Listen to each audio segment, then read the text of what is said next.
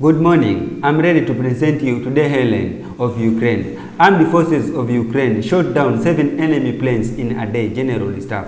The Ukrainian Defense Forces continue to conduct a defensive operation in the eastern, southeastern, and northeastern direction. None of them was successful for the enemy. Ukrainian troops are holding back the enemy in these areas, conducting a stabilization operation and performing territorial defense tasks.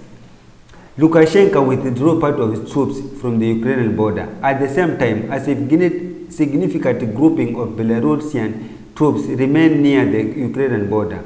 Part of the units of the armed forces of Belarus returned to the points of permanent deployment. This was announced by the General Staff of the Armed Forces of Ukraine on March 23rd.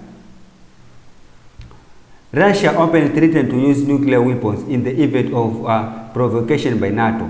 Russian Deputy Ambassador to the UN, Dmitry Polsakya, said Russia retains the right to use nuclear weapons if the country is provoked by NATO.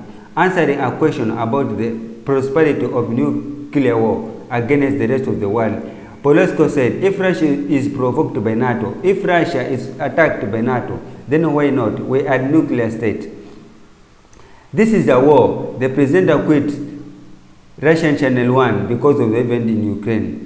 Former TV presenter and correspondent of Russian Channel 1 in France, Zana, gave a press conference in Paris and said that she quit because of unleashed war in Ukraine. There was no question for me whether to continue, and there were no question whether to call what was happening.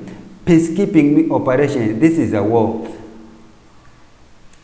Russia plans greater terror in Kherson and ready to deport half the city times. The invaders are ready to respond with a total terror, repression, and even deportation deep into Russian of civilians who do not agree with occupation of Kherson. The Kremlin decided not to play with the residents of Kherson, who constantly come out to pro-Ukrainian rallies speaking out against the invaders and may arrange a great terror in the city. Please subscribe for more headlines like this. Thank you.